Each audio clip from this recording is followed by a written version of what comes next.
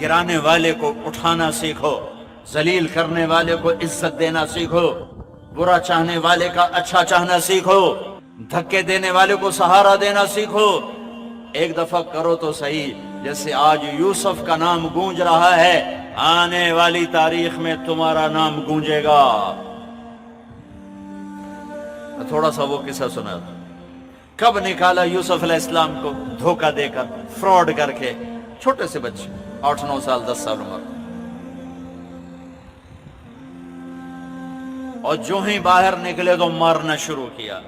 ہائے ہائے ہائے ہائے ہائے، جب کبھی خیال آتا ہے دل پھٹتا ہے کہ ہائے، معصوم پھول جیسا، کائنات کے حسین ترین، ایسا حسین کوئی نہیں پیدا ہوا۔ ایک اور اضافہ بھی سنا دو، مردوں میں یوسف جیسا اللہ نے کوئی نہیں پیدا کیا، اور عورتوں میں حوا جیسا اللہ نے کوئی نہیں پیدا کیا۔ حوا سب سے حسین تھی۔ ماں جی ابا جی پتہ ہے 130 فٹ کا تھا، 130 فٹ، 130 فٹ۔ اماں جی بھی 130، ابا جی بھی ایسا سی گھس گھس گھس گھس کے 5 فٹ دے ہو، اور ابھی قیامت کے قریب اور تھوڑے ہوں۔ پھر جب جنت میں جاؤ گے تو اللہ پھر دوبارہ 130 فٹ کا قد عطا فرمائے گا۔ مرد بھی عورت بھی 130 فٹ کی جوانی دے گا۔ کیا مارا ہے بھائی کو، اور جب کنویں میں پھینکنے لگے تو یوں ہاتھ پڑ گئے منڈیر پر یوسف علیہ السلام کے، تو انہیں ایسے وہ تلوار کا قبضہ یہاں مارا، زور سے مارا، اور تڑپ کے ہاتھ چھوڑے اور گرے۔ جبریل نے سنبھل نیچے اتر کے سنبھالا، اٹھایا، پھر باہر نکلے، پھر فروخت ہوئے۔ وَشَرَوْهُ بِثَمَنٍ بَخْسٍ دَرَاهِمَ مَعْدُودَةٍ وَكَانُوا فِيهِ مِنَ الزَّاهِدِينَ۔ ایسا چپ ہوئے کہ بتایا ہی نہیں کہ یہ میرے بھائی ہیں، میرے اوپر ظلم کر رہے ہیں، چپ۔ منڈی میں بکے، مصر کی زلیخا کے گھر پہنچے، جوان ہوئے، بہت بڑا امتحان آیا، پار نکلے۔ پتہ ہے کہ پھر کیا کیا زلیخا نے؟ الزام کو ٹھوک دیا اور منہ کالا کیا، گدھے پہ سوار کروایا اور پورے شہر میں چکر لگوایا، اور پیچھے ایک آدمی ڈھول بجاتا ہوا اعلان کر رہا تھا، ھذا جزاء من خان سیدہ، یہ جزا ہے اس نوکر کی جو اپنے مالک کے ساتھ بددیانتی کرے۔ برداشت کیا، پھر 9 سال جیل کاٹی، برداشت کیا۔ ایک خواب کے ذریعے سے تخت پہ بٹھایا اور بھائیوں کو ذلیل کر کے سامنے کھڑا کر دیا۔ یوسف علیہ السلام نقاب رکھتے تھے، ایسے چہرہ نہیں کھولتے تھے، کوئی فتنے میں نہ پڑ جائے، تو نقاب ہوتا تھا۔ جب بھائی آئے تو فَعَرَفَهُمْ وَهُمْ لَهُ مُنْكِرُونَ، یوسف علیہ السلام نے تو پہچان لیا، انہوں نے نہیں پہچانا۔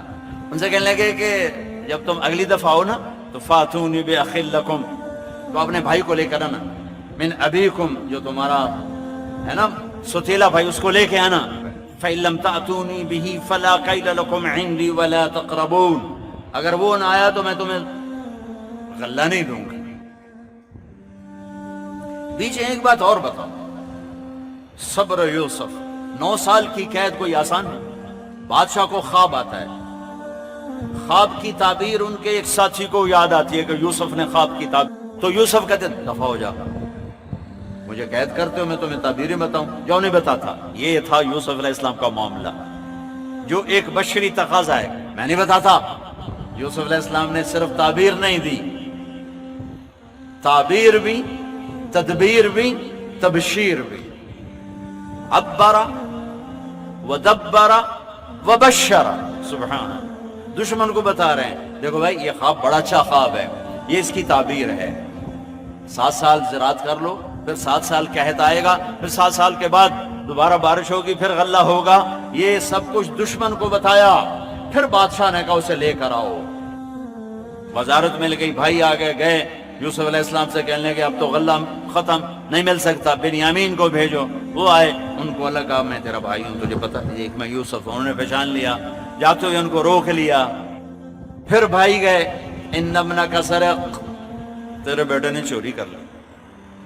ایسے سخت دل تھے، یہ نہیں کہنے لگے ان اخانا سرق، ہمارے بھائی نے چوری، کہنے تیرے بیٹے نے چوری کی، ایسے سخت دل تھے۔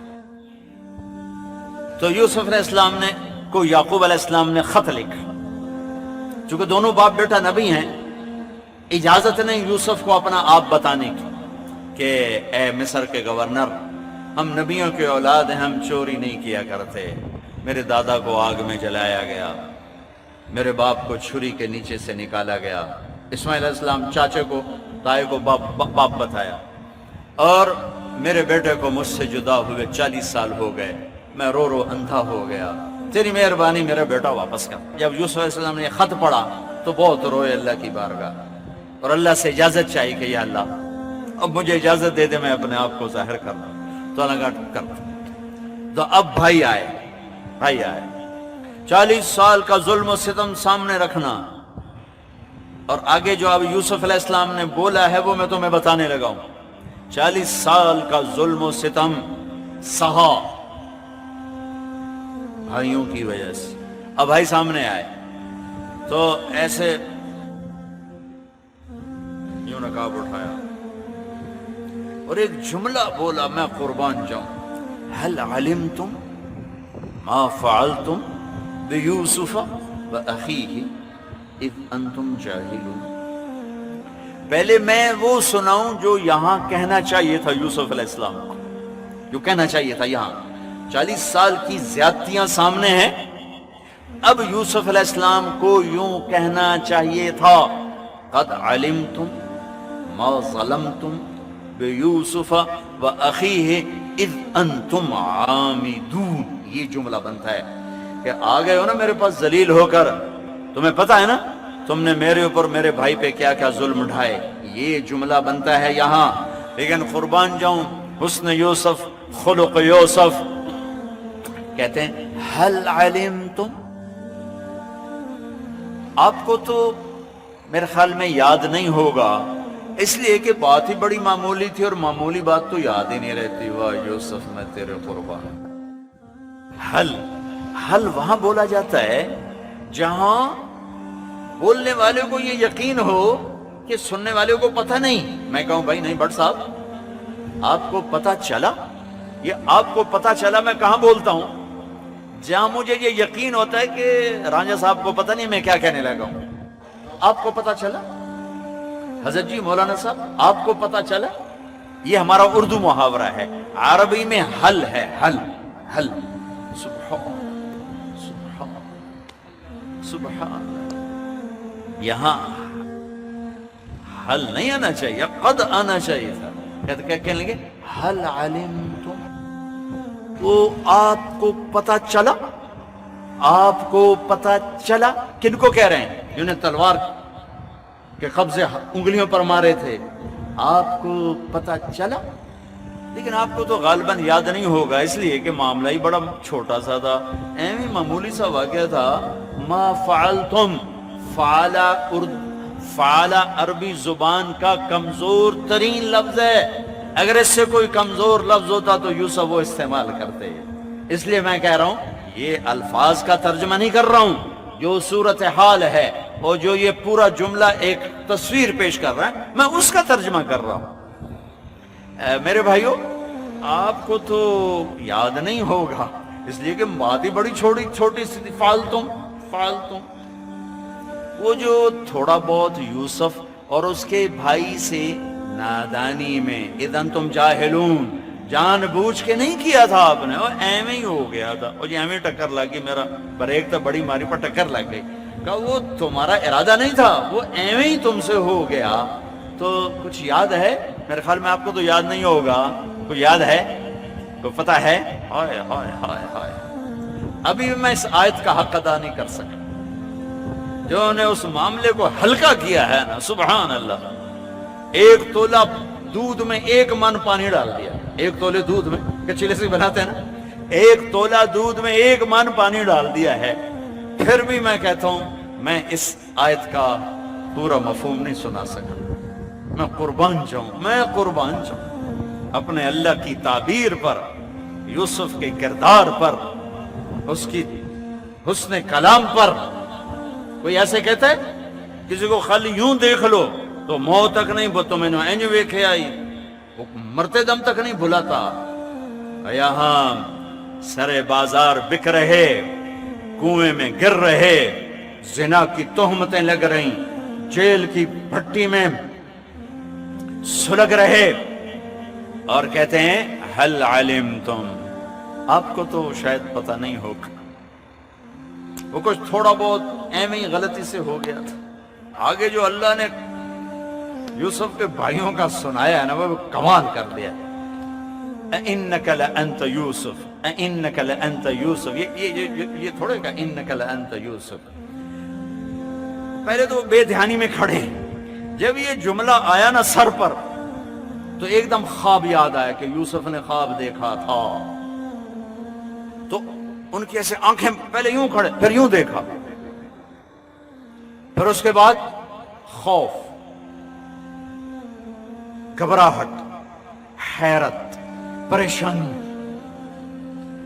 سزا کا ڈر، معافی کی امید، اپنے اوپر پشیمانی، یوسف کی عزت کا احساس. یہ کتنے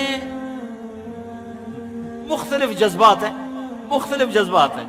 امید بھی ہے، خوف بھی ہے، ڈر بھی ہے اور درگزر بھی ہے، اور حیرت بھی ہے، پشیمانی بھی ہے، گھبراہٹ بھی ہے اور اطمینان بھی ہے. یہ سارے مختلف جذبے جو میرے رب نے کہا اِنَّكَ لَأَنْتَ يُوسُف. اب انہوں نے پتہ نہیں کیسے کہا ہوگا، لیکن میں لفظ سے مطلب نکال رہا ہوں. مجھے لگ رہا ہے یوسف کے بھائی میرے سامنے کہہ رہے ہیں. قرآن اللہ کی قسم جب کوئی واقعہ لاتا ہے تو یوں لگتا ہے جیسے آنکھوں کے سامنے ہو رہا ہو، جیسے ٹی وی والے سکرین پہ دکھا دیتے ہیں لگتا ہے ہمارے سامنے ہو رہا ہے. ایسے قرآن یوں دماغ کی سکرین پر لے آتا ہے کہ وہ ہاں میں دیکھ رہا ہوں یوسف کے بھائی کیا کر رہے ہیں. تو اب دور والوں کو تو پتہ نہیں نظر آیا نا، تم قریب والے دیکھنا کہ یوسف کے بھائیوں نے کیا کیا. آنکھیں پھٹی، منہ کھلا. اِنَّكَ لَأَنْتَ يُوسُف، اِنَّكَ لَأَنْتَ يُوسُف. پھر بھی میں نہیں ادا کر سکتا. تو آپ وہ آپ ہاں یوسف ہیں، ہاں ہمیں پتہ چلے آپ یوسف ہیں. ہاں انا یوسف وہذا اخی. میرے بھائیو میں یوسف ہوں، یہ میرا بھائی ہے. قد من اللہ علینا انہ من یتق ویصبر. یہ جملہ میں نے سنانے کے لیے سارا آپ کو یہ بیان سنایا ہے کہ میرے بھائیو جو صبر اور تقوی اختیار کرتا ہے اللہ اسے کبھی ضائع نہیں کرتا. تو وہ بول اٹھے تاللہ لقد آثرک اللہ علینا وان کنا لخاطئین. اللہ کی قسم یوسف اللہ نے تمہیں بڑا بنا دیا، عزت دے دی، ہم قصوروار ہیں. اگلا جملہ اس سے بھی عجیب، لفظ عجیب بھی چھوٹا ہے. کہتے ہیں لا تثریب علیکم اليوم. تثریب کسے کہتے ہیں؟ میرے اوپر دعویٰ ہو گیا اور پیر صاحب کی پنچایت میں فیصلے کے لیے پہنچ گئے، مدعی میرے خلاف دعویٰ ثابت نہ کر سکے تو انہوں نے کہا کہ بھائی آپ پر کوئی الزام نہیں، آپ باعزت سرخرو ہیں، آپ پر کوئی الزام ثابت نہیں ہو سکا. لا تثریب. میرے بھائیو تم کیوں کہہ رہے ہو ہم قصوروار ہیں؟ تم پر تو کوئی دعوی ثابت کوئی نہیں ہے، تم پر تو وہ دعوی ثابت کوئی نہیں، تو تم کیوں کہہ رہے ہو ہم قصوروار ہیں؟ تمہارے تو ذمے ہی کچھ نہیں. اس لیے کہا یغفر اللہ لنا، اللہ مجھے معاف کرے. اپنے آپ کو پہلے کہا وَلَكُمْ، ان کو بعد میں کہا یغفر اللہ لنا وَلَكُمْ وَهُوَ أَرْحَمُ الرَّاحِمِينَ. بہت بڑا پیغام دیا ہے اپنوں کے غیروں کے منفی رویوں پہ صبر کر جاؤ. بھائی کے بیوی کے، بیوی خامند کے، خامند بیوی کے، ماں باپ اولاد کے، اولاد ماں باپ کے، بھائی بھائی کے، پارٹنر کے، پڑوسی کے رویے برداشت کرو، صبر کرو، معاف کرو. تب جا کے امت بنیں گے، تب جا کے اللہ کی رحمت کے در کھلیں گے، اور تب اللہ یوسف علیہ السلام کی طرح عزت کی چوٹیوں پر پہنچائے گا. بدلہ لینے والا اخلاق چھوڑ دو، برائی کا جواب برائی سے دینے والے اخلاق مٹا دو، نفرتوں کی آگ کو بجھا دو، اور سب سے زیادہ نفرت کو بھڑکانے والی چیز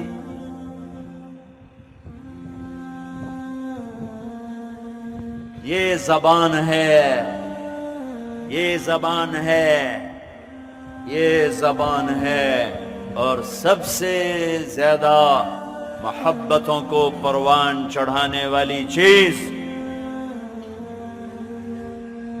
یہ زبان ہے، یہ زبان ہے، یہ زبان